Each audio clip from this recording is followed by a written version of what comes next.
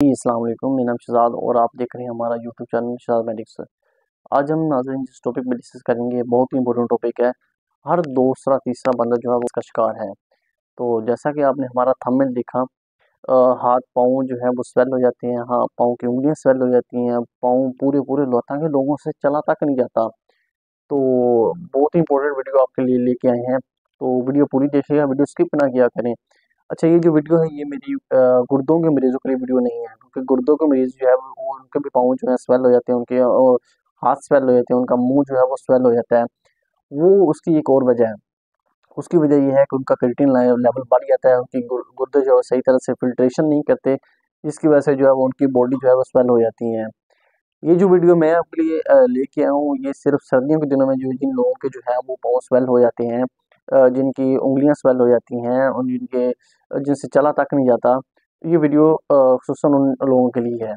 इसमें मैं आपको बताऊँगा कि इसकी एहतियाती तदाबीर क्या हैं, इसकी वजूहात क्या हैं, घर में रह के आप इससे कैसे बच सकते हैं। आपके लिए आसान घरेलू टोटके मैं लेके आया हूँ, तो इंशाल्लाह आपको इससे फ़ायदा होगा। आपके लिए बहुत ही वीडियो फ़ायदेमंद साबित होगी। चलें, सबसे पहले इसकी वजूहात की बात करते हैं, इसकी वजह क्या है। अमूमन ऐसा होता है कि सर्दियों के दिनों में जो है हम पानी कम पीते हैं, जब हम पानी कम पीते हैं तो खून की नालियों में जो है वो खून की सप्लाई कम हो जाती है। जब खून की सप्लाई कम होती है तो वो उस ऑर्गन्स में जो है वो स्वेल होना शुरू हो जाते हैं। बिल्कुल ऐसे ही जैसा कि अगर हम किसी पौधे को पानी दे रहे हैं 2-3 सालों से और अचानक हमने पानी देना कम कर दिया है, बिल्कुल मुनासिब मिकदार हम दे रहे हैं, बिल्कुल ना होने के बराबर, तो वो पौधा जो है मुरझा जाएगा।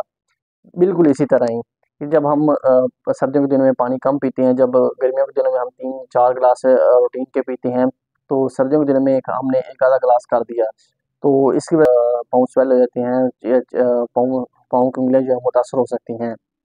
दूसरी इसकी वजह ये है कि हमारी जो जिल्द है वो हम जो है सर्दी से एहतियात नहीं करते, सर्दी के इंतज़ामात नहीं करते, अपने आप को कवर नहीं करते, गर्म लिबास का हम इस्तेमाल नहीं करते, तो इसकी वजह से भी ये चीज़ें मुतासर हो सकती हैं।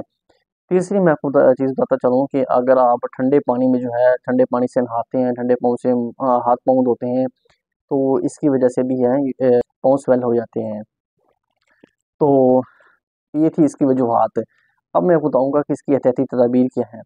पहली इसकी एहतियाती तदाबीर अगर आप कहीं ऑफ़िस में काम कर रहे हैं, जो मेरे स्टूडेंट्स हैं या जो मेरे देखने वाले मेल हैं, फीमेल्स हैं, जो ऑफ़िस में काम कर रही हैं, तो उनको चाहिए कि आप कम से कम दिन में जो है वो 3-4 बार चहलकदमी करें।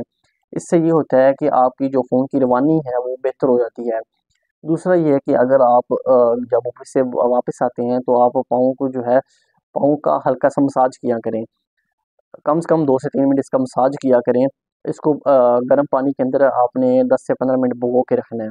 10 से 15 मिनट भिगो के रखेंगे तो इससे ये है कि थोड़ी-सी स्वेलिंग कम होगी। हो सके तो इसमें नमक या सरसों का तेल इस्तेमाल करें, ये भी काफ़ी हद तक इसके लिए फ़ायदेमंद होगा।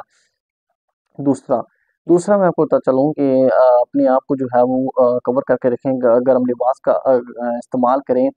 ऊन के जो मोज़े हैं वो पहनें ताकि जो आपके पाँव को सर्दी कम से कम लगें और आपके जो पाँव हैं वो कम से कम जो हैं वो स्वेल हों, ठीक है।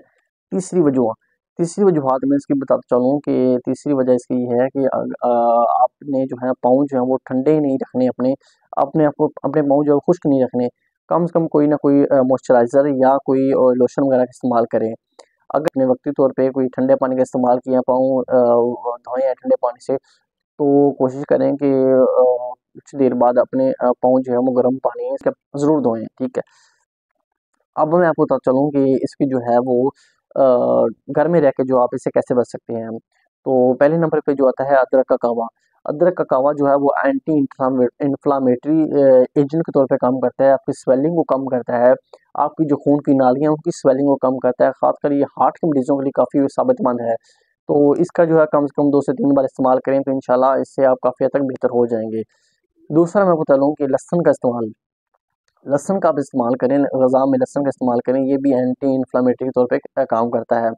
इससे भी जो है आप काफ़ी हद तक फ़ायदेमंद साबित होते हैं। तीसरा मैंने आपको पहले ही बता चुका हूँ कि गर्म पानी में जो है वो सरसों के तेल से मसाज करें, खून की रवानी बेहतर होती है, आपके पाँव की बेहतर अपने आप को फ़ील करेंगे।